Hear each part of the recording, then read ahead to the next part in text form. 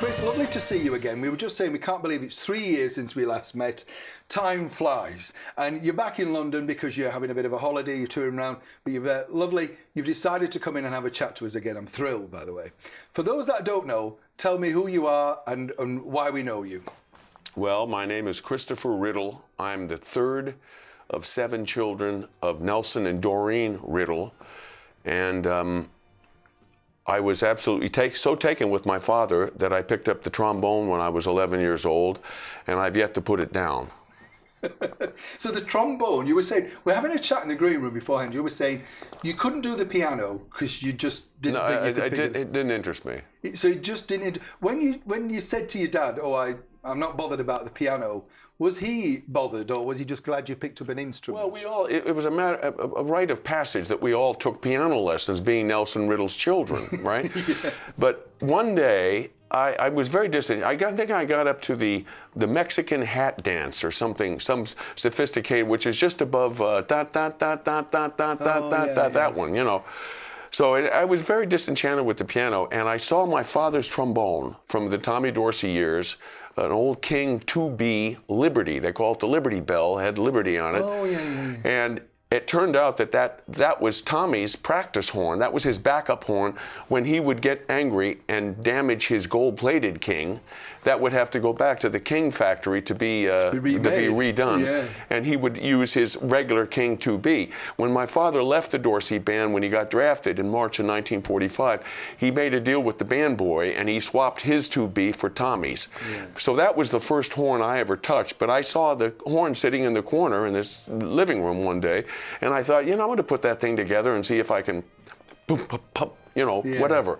And when my father came home at one point, he was working all the time. He was always busy because the music business is such that, when the phone rings, you're busy. And if it doesn't ring, you're looking at it hard. You're looking at it. Why aren't you ringing? Why aren't you ringing? Yeah. So in any case, I started taking trombone lessons with George Roberts, the great bass trombone player. Yeah. My father and George Roberts, of course, they introduced the bass trombone into American recording. Mostly vocal recordings and accompaniments and what have you. With George, my father writing solos for George Roberts, like I've Got You Under My Skin, things like that. So I started studying with George, and eventually I picked up the bass trombone. That's what I always wanted to do, because there's only one bass trombone, there's 3 tenors usually, and 1 bass. And I wanted to be the bass trombone because I wanted my father to write me solos like George Roberts. Oh, isn't that nice, though? That's a really nice story, isn't it? Yeah.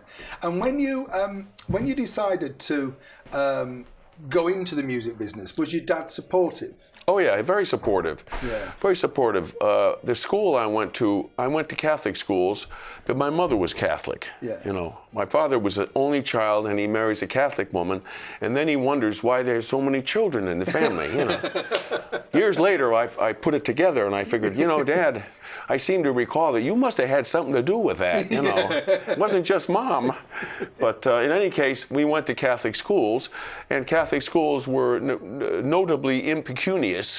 So there was no band program in my school. Oh, I see, so I would go on Saturdays. My father would take me into Hollywood, and I'd rehearse with the Peter Merenblum. That got old after a while, because your Saturday and Sunday, you kind of look forward to it after being in prison in school all week. Yeah. School was like prison for me, because all I wanted to do was run around, get on my surfboard or whatever, and have fun. Yeah. I don't know, school was like a prison for me, You didn't enjoy it. We were saying in the green room, though, that your passion really was old movies, so you kind of got into music and old movies. I never really related that closely.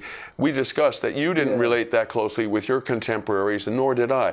Because I'd get out of bed at about midnight, and KTLA Channel 5, Hollywood, Movies Till Dawn.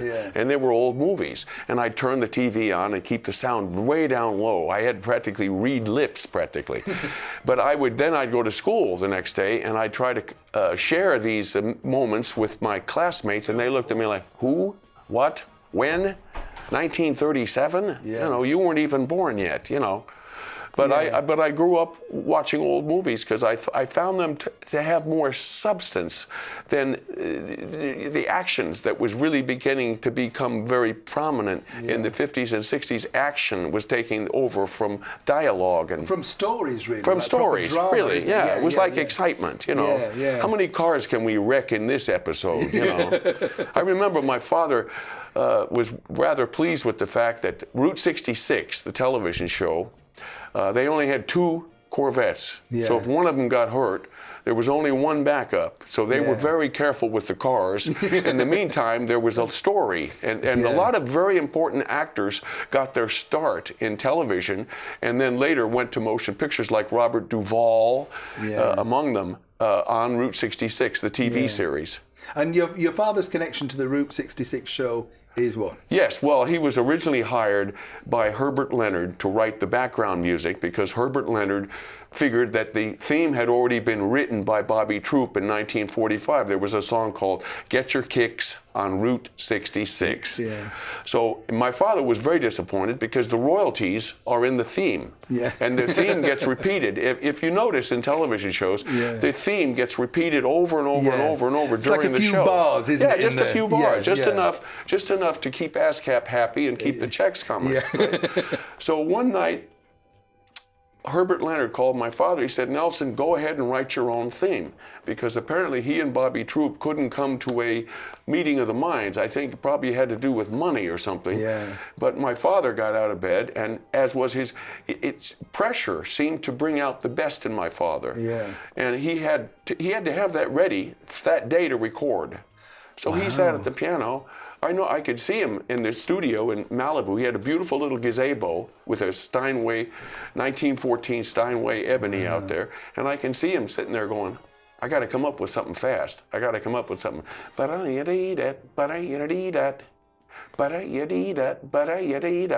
was the whole thing. And then he filled it in from there with the chorus, you know.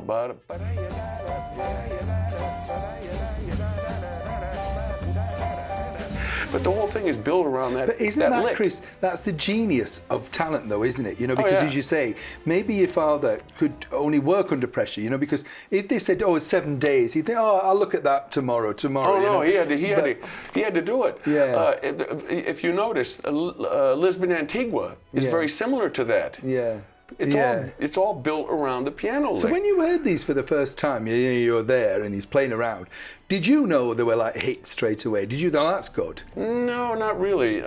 He just did it. My father took a very blue-collar, workman-like ethic to his job.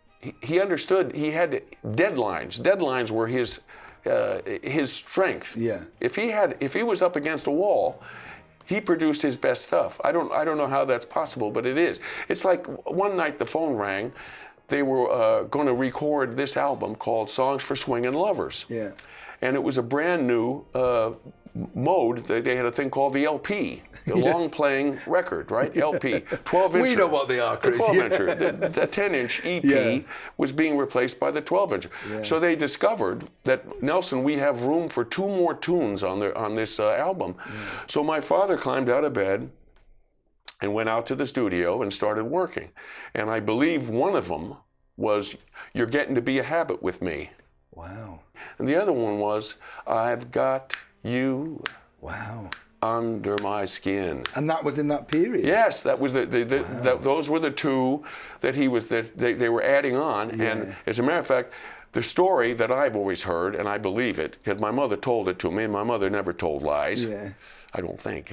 But, she's a good Catholic. She wouldn't admit to it anyway, let's put it that way. But she said, I was driving that night, I drove your father into Capitol Records, and he was finishing I've Got You Under My Skin in the back seat while we were driving. Had the light on. Yeah. The dome light on. That's just talent, though, isn't it? I mean, that is talent, you know. And then Frank asked my mother and father out to his place in Rancho Mirage, and my father said he played the thing 24 hours a day. He kept playing I Got You Under My Skin. He just was he was over the moon, as it were, right?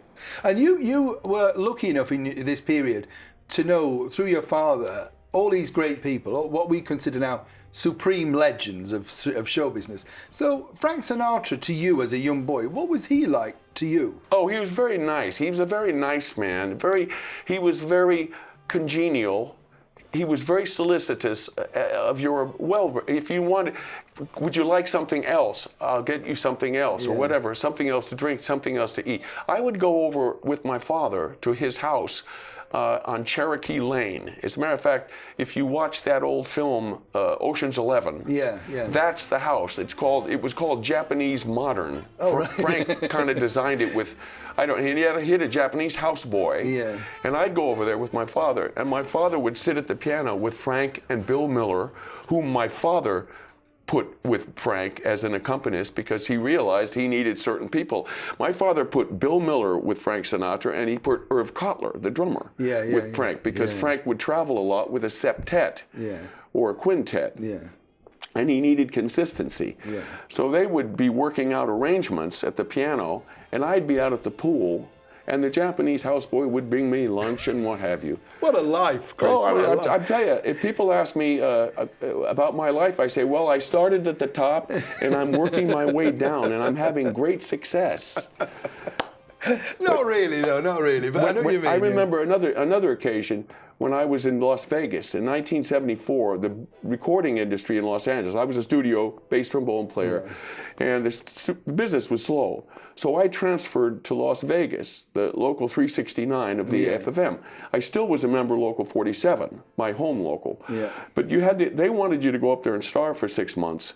Because they didn't want people flooding the place, right? Musicians. So I went up there and I signed in every Monday, and then I got in the car and headed for LA if I had a date. Maybe one date, because I had to pay the rent, you know. But in the meantime, I might have $10 in my pocket, but I had a Savile Row suit that my father had made for me when I was over here in '67 when he was doing the TV shows with Matt Monro out at the BBC. And I had maybe $10, but I could go see Frank Sinatra for free. And I knew how to get there. I walked at Caesar's Palace. I walked through the coffee shop, through the kitchen of the coffee shop, and that led you right out to the showroom at Caesar's Palace. And sometimes, if they had room at the table, they would give me a seat at the table. Other than that, I would sit in Pat Henry's dressing room, which was in the wings. Pat was one of his comedians. And I remember Pat would say to me, he had a setup. Every night he had a new setup, a bar setup, right? And he'd say, help yourself, I'll get a new setup tomorrow. So I mean, it was like free booze, right? So, but if I was out in front, Frank would come out there and he'd look down and he'd say, hey Chris, how's it going? And people would look at me and go, wow, who's that? He knows him, Who's that? You know. And I was heading for the Stardust so I could play 50-cent blackjack. You know, if I could run $10 into $200, that was like, wow. And then I'd give it all back, you know. You mentioned one of our greats here in England, Matt Monro. What was he like to you? What do you remember about him? Oh, delightful man. He was just as nice as can be. We had dinner with him a number of times at lunch.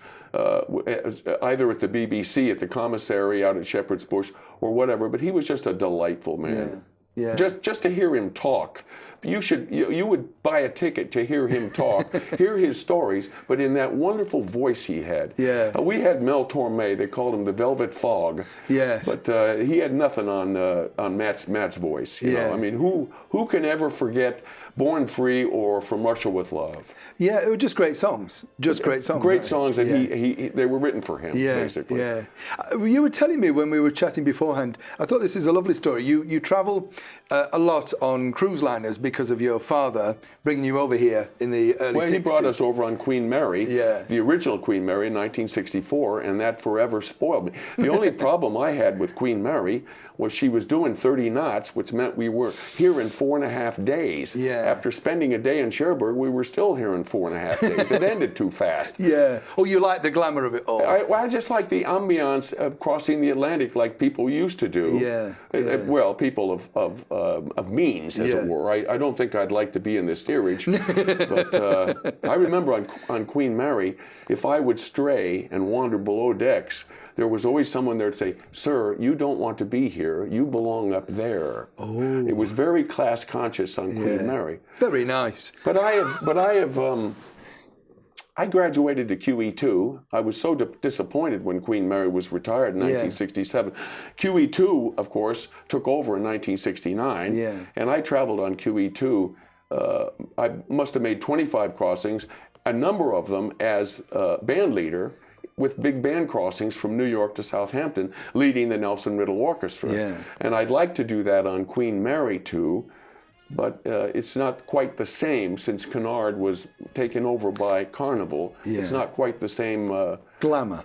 Well, I don't know. It's just a little different. But the Queen Mary too is a magnificent ship, and she's the last of her kind. She's an ocean liner built to withstand the rigors of the North Atlantic, and there's nobody else can do it. I love the story you told me also about you were on board one of the cruise liners, and you were there with Joan Fontaine and the gorgeous Jane Russell, who I just thought was magnificent. And she was, what were they like? What a human being!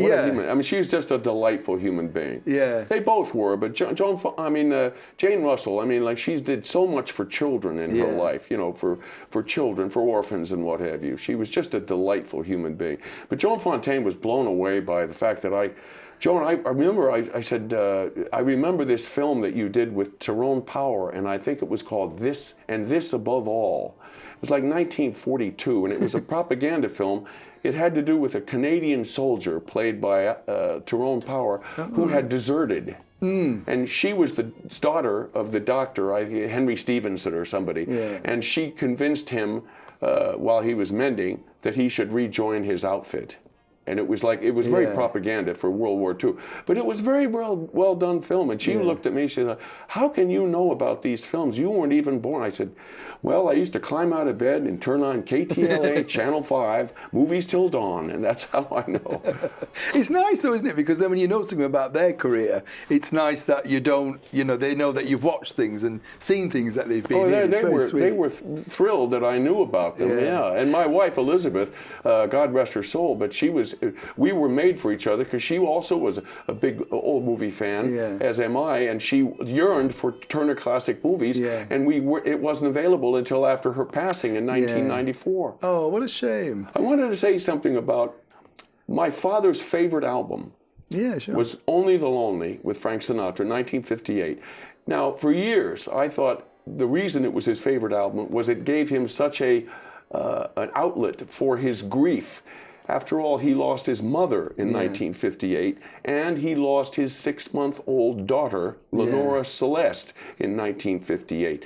And I figured that's why it's his favorite. And as I've listened to it more and more and gotten older and God, I hope, wiser, I can now hear I know why it's his favorite.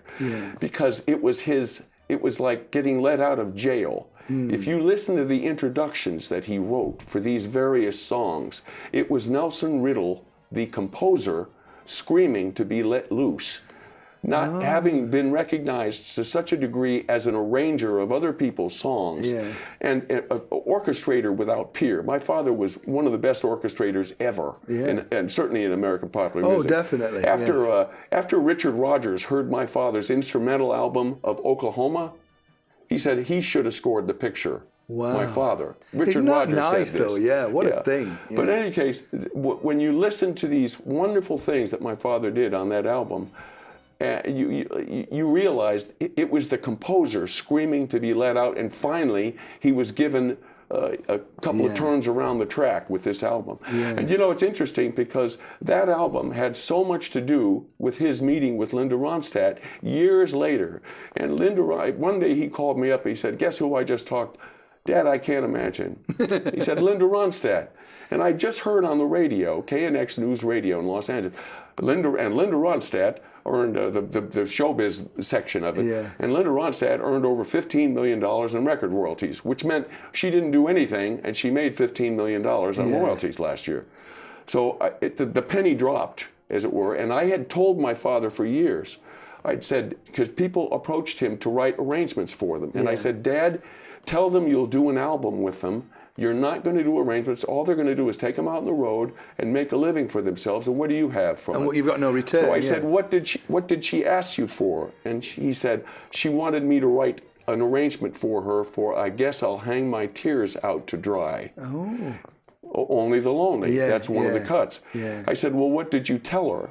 And he said, well, I told her I'd love to do an album.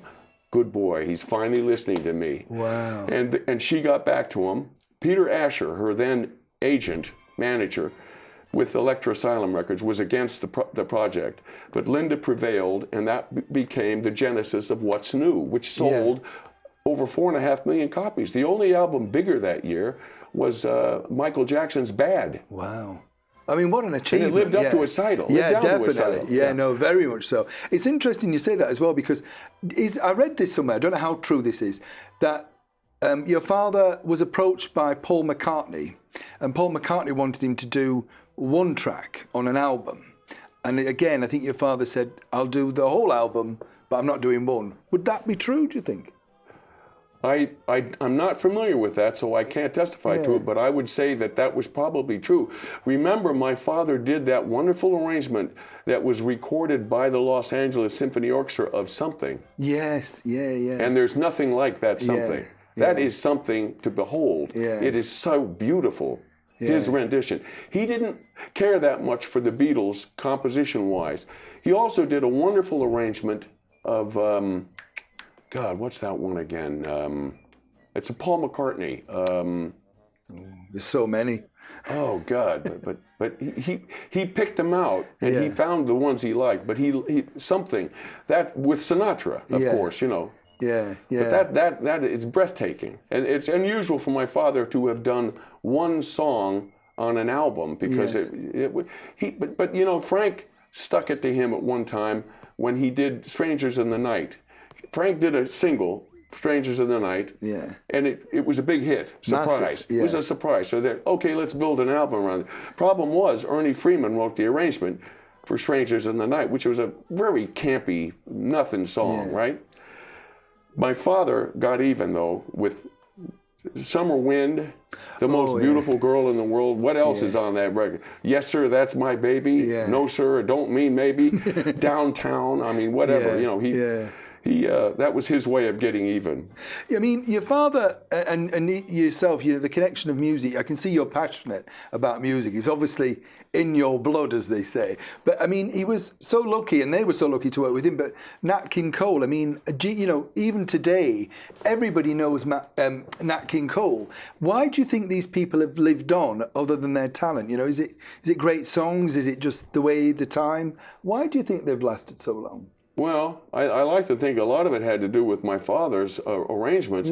My father, of course, the whole thing with Nat King Cole began in 1950 when Les Baxter approached my father to write an arrangement for Nat King Cole because Capitol Records was interested in expanding Nat's vista beyond Nat and his trio to orchestral backgrounds.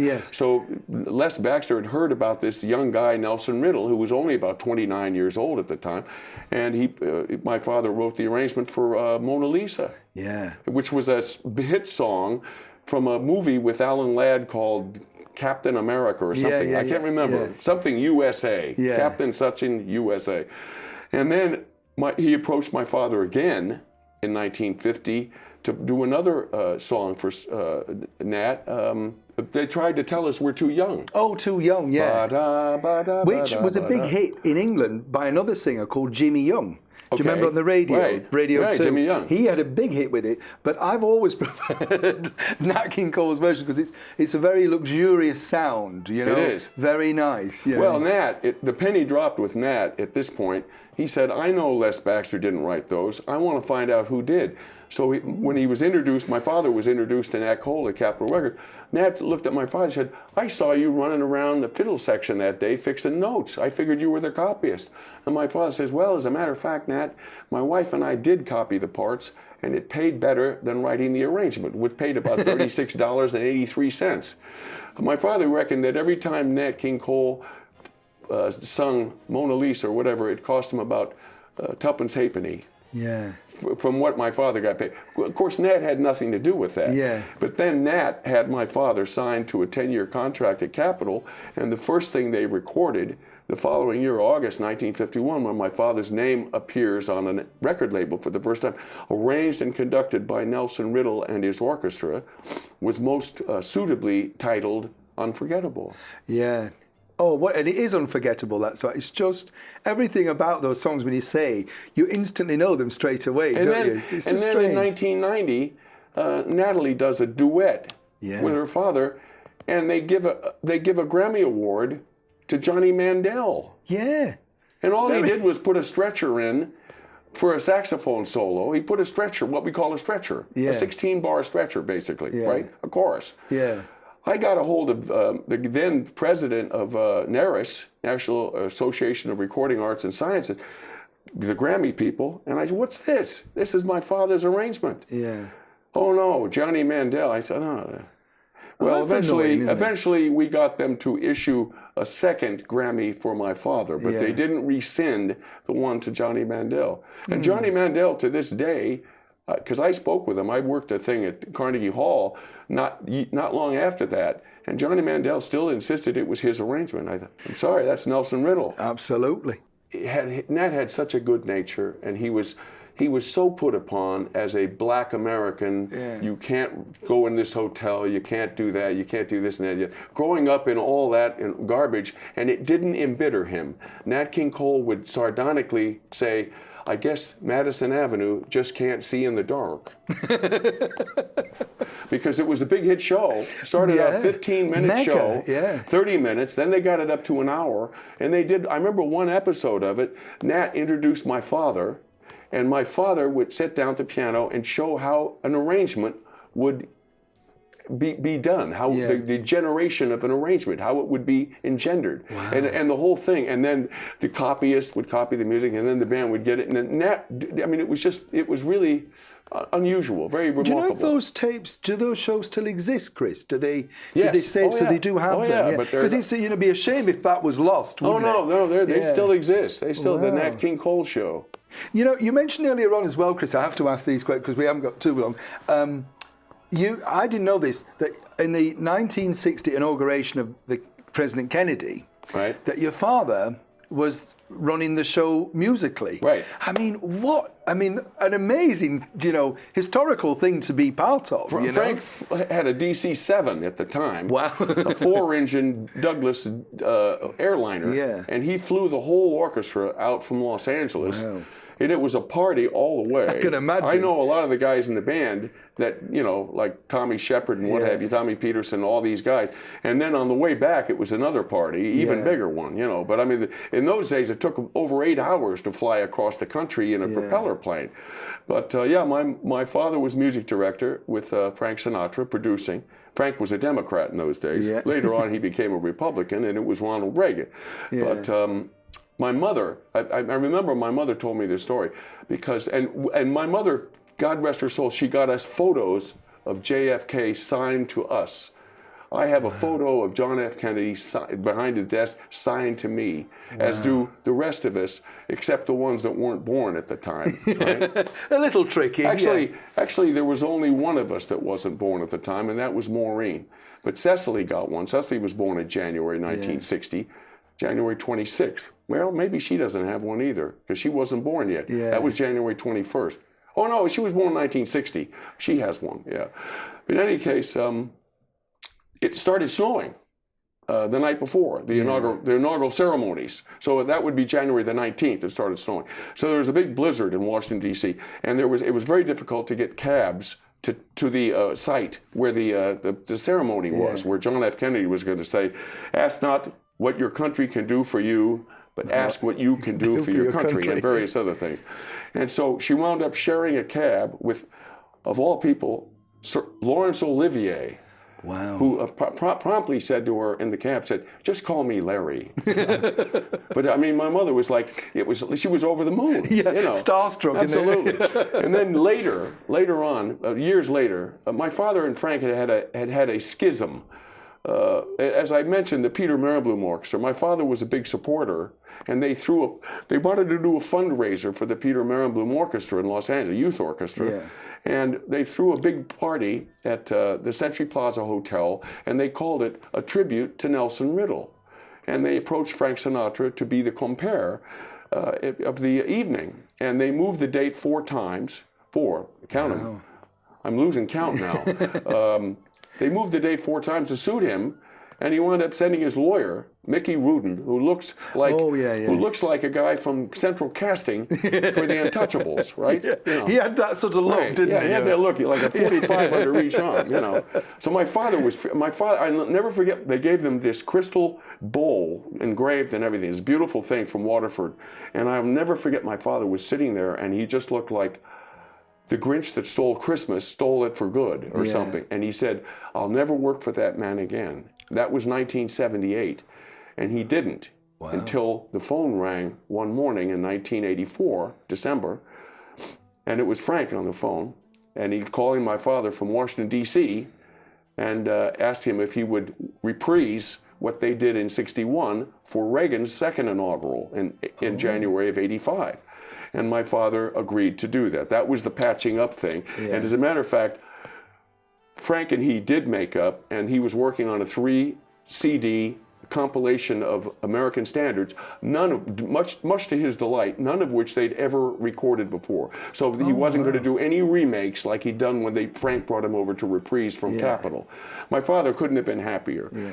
But in any case, so Frank at one point noticed that there's a time difference, realized that it was, while it was 9:30 in Washington, D.C., it was 6:30 in Los Angeles, in Bel Air, where my father lived.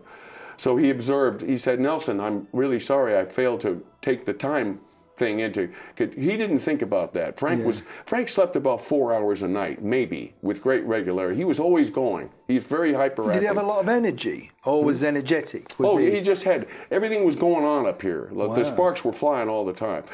So in any case, he apologized to my father for calling him so early. My father had a very dry wit, and it was honed over the years from growing up in the Great Depression, you know, where nobody had any money. Yeah. He went to his music lesson, his trombone lesson one day. That's another reason I picked it up, is because my father. Yeah. And the professor, he was on his 8th lesson. And the professor, his name was Professor Didymo in New Jersey, where my father grew up, an Italian.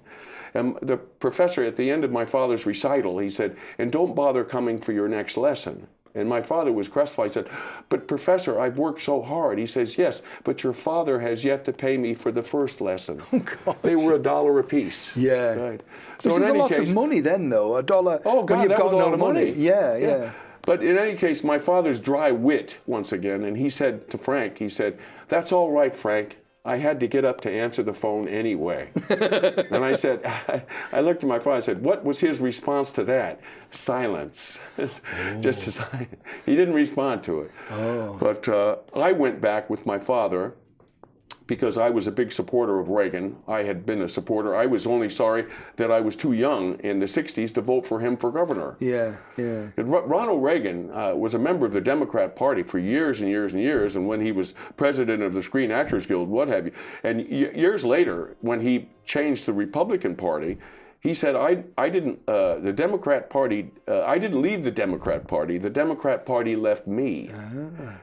So his true colors came out. Yeah. And now the Republican Party, unfortunately, we won't go into politics, but I call them all rhinos, which means Republican in name only. They're really Democrat light, if the truth were known. I know what you mean. Listen, we have to finish soon, but I want to ask you a couple of quick questions. Judy Garland, you met her, your father worked with her very successfully. But as a character, I know she's supremely talented, but what was she like? What were your memories of her? Was she a warm person, friendly? How was she? It was forced with Judy. Oh. She was very introspective. Oh. Very introspective. When she did come out, she came out with all guns blazing, as it were, you know. But it wasn't easy to get her to come out. She'd had a strange childhood, remember. Her parents had sort of groomed her, and you know, they'd put her on drugs that would discourage her from eating, so that she wouldn't put on any weight or whatever. I mean, she had a strange upbringing, Judy. She was born, I believe, the same year as my father, 1921. Yeah. My mother loved Judy Garland until a certain photo of my father and Judy Garland came out, and that's the one with her on his lap in the studio at Capitol. Yeah. My mother didn't take kindly to that. Well, you can understand that though, Chris, can't you? I mean, you know, there's your mum, there's Judy Garland on her husband's lap. Not very nice, really. You see what I mean? No. I mean, your father, to me, I think the first time I was aware of him, not necessarily, this might shock you, but not necessarily through all the greats of Sinatra and everything, but I know he did something with the Batman theme. Right. You know what I mean? And well, when you're a kid... do the theme, unfortunately. Neil Hefti did the theme, and it must have taken him 30 seconds to write it, you know. But my father did something with the Batman show with I can't remember the music editor's name, but it was very clever. They would coincide with when someone would get pow. My father would hit it with something in the orchestra. So it was always underscored with something. So there was something going on. I remember sitting in on some of those sessions when I was a kid out at 20th Century Fox, and watching my father, you know, because it was out of tempo, these things. So they did it what they call wild. They scored this thing wild. It wasn't timed out.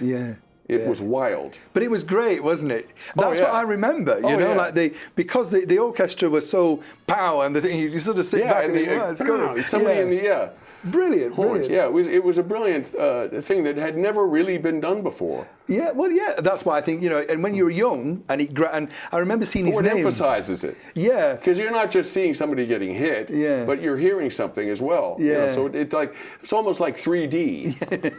But I remember seeing his name on the credits. That's why, you know, because the credits were very clever, you know, very loud for children. It's very clever. I didn't realise as well, also that you are related to one of our favourite actresses, the lovely Paula Wilcox. I didn't get that connection. That's right. My brother, the eldest in our family. There's my brother Skip.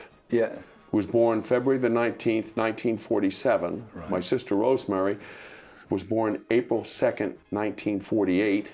I was born May the 8th, 1950.